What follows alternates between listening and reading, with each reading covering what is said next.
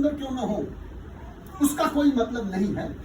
और इसलिए कवितावली में संत तुलसीदास ने एक बात लिखी है कि काम से रूप प्रताप दिनेश से सोम से शील गणेश से माने। आप कामदेव से सुंदर जैसे शरीर वाले हो, काम से रूप प्रताप दिनेश से, और आपका प्रताप, आपका की प्रसिद्धि, आपका वैभव ऐश्वर्य सूर्य के समान। काम से रूप प्रताप दिनेश से सोम से शील, और विनय विनम्रता शीलता चंद्रमा के समान। सोम से शील गणेश से माने, आपका सम्मान गणेश भगवान से भी जैसा हो। तो काम से रूप प्रताप दिनेश से सोम से शील गणेश से माने, हरिचंद्र से साचे, आपके अंदर इतना बड़ा सत्यनिष्ठा व्रत हो कि हरिश्चंद्र के भी बराबर उससे ऊपर हो, उनको भी आप मात दे दें। हरिचंद्र से साचे बड़े विधि से, लोग कहते हैं कि आप ब्रह्मा से भी बड़े हो गए हैं, तो ब्रह्मा से भी बड़ा हो। हरिचंद्र से साचे बड़े विधि से, भवा से महित विषय सुख साने, आप इंद्र से बड़े राजा हो और विषय भोगों में लिप्त हो। सुख से मुनि सारद से बटता, सुखदेव से बड़े मुनि हो, ऋषि हो। सुखदेव से, सुख से मुनि सारद से वक्ता, और सरस्वती से बड़े बड़े वाणी और ज्ञान के प्रतीक हो। सो सुख से मुनि सारद से वक्ता, चिर जीवन लोमस ते अधिकाने, और आपका दीर्घायु, आपकी आयु इतनी बड़ी हो कि लोमस ऋषि जो है चिरंजीव थे, उतना उससे भी ज्यादा आपका चिरजीवन हो। चिरजीवन लोमस ते अधिकाने, ऐसे भयो तो कहा तुलसी, तुलसीदास जी ने कहा अगर ऐसा भी है तो क्या हुआ, कुछ नहीं है। ऐसे भयो तो कहा तुलसी, जो पर राजीव लोचन राम न जाने, वह जिसके अंदर ईश्वर के प्रति आस्था नहीं है, ये सब कुछ नहीं है। और उसको एक ही चौपाई में कह दिया गया है कि सो सब कर्म धर्म जल जाओ। वह कर्म और वह धर्म, सारे धर्म और सारे कर्म क्या होते हैं, जला देने योग्य है। सो सब कर्म धर्म जल जाओ, जहि न राम पद पंकज हाउ। जिसके मन में, जिसके द्वारा हमारे अंदर ईश्वर के प्रति आस्था न हो, ईश्वर के प्रति प्रेम न उत्पन्न हो, हमारे अंदर वो भक्ति न हो जिससे हम ईश्वर को प्रेम करें, वह सारी चीजें वैसे ही हैं जैसे व्यक्ति का एक सुंदर व्यक्ति है, और सुंदर व्यक्ति है वो प्राण में है, लेकिन जब उसके प्राण निकल गए तो वह हो जाता है शव।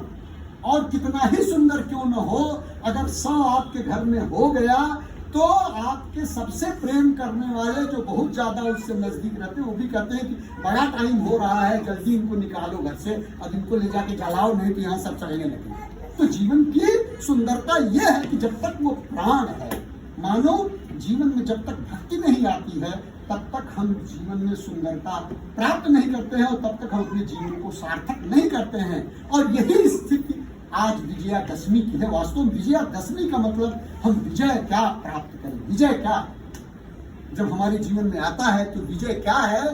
तो एक दोहा कहा है कि विरत चर्म अस ज्ञान मत, लोभ मोह रिपुमाय, जय पाई सो हरि भगत, देखो खगेश विचार।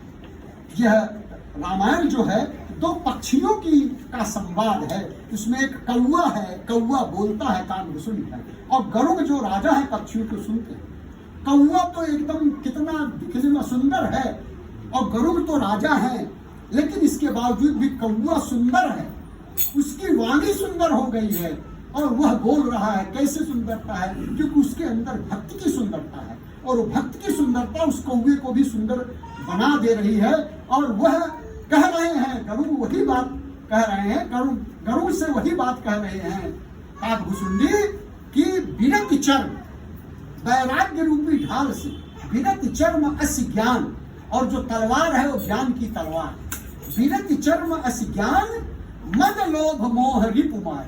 मद लोभ मोह, हमारे अंदर की जो बुराइयां हैं, खट रिपु है, हमारे अंतःकरण जो है, अंतःकरण चतुष्टय, ये जो दशानन है, 10 क्या है, 10 चीजें क्या है, 10 शरीर है हमारे अंदर।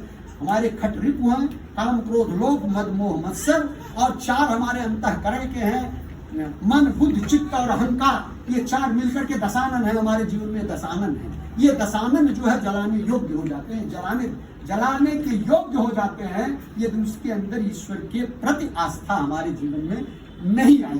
तो ये जब हो जाता है तो हम क्या प्राप्त करेंगे कि विरत चर्म अस ज्ञान मद लोभ मोह रिपुमार, जय पाई सो हरि भगत। और इसके द्वारा जो हम इसको समाप्त कर देते हैं, हम अपने अहंकार को समाप्त कर देते हैं, हमारे अंतःकरण को समाप्त कर देते हैं, अपने रिपुओं को खट रिपुओं को समाप्त कर देते हैं। तो इस तरह से जो विजय हमारे जीवन में मिलती है, जय पाई सो हरि भगत, वो ईश्वर की तरफ भक्ति है। तो लंका इसलिए सुंदर थी, लेकिन हनुमान जी ने देखा कि भाई यहाँ तो सब सुंदर दिखता है, लेकिन सब खोटी सुंदरता है। दिखने में सब सुंदर है, अंतर सब गड़बड़ है। और इसलिए बोले कि बस इसका एक ही रस होना चाहिए, क्योंकि वो जो शव हो जाता है, मुर्दा आदमी कितना सुंदर ही क्यों न हो, लेकिन उसको तो जलाना ही पड़ता है। इसलिए उसको जला दिया जाए, मानो जीवन की सुंदरता है। और इस सुंदरता को हम अपने जीवन में लाए तो समझिए हम अपने विजयादशमी के इस पर्व को अच्छी तरह से मना रहे हैं। इन्हीं शब्दों के साथ वैसे भी बड़ा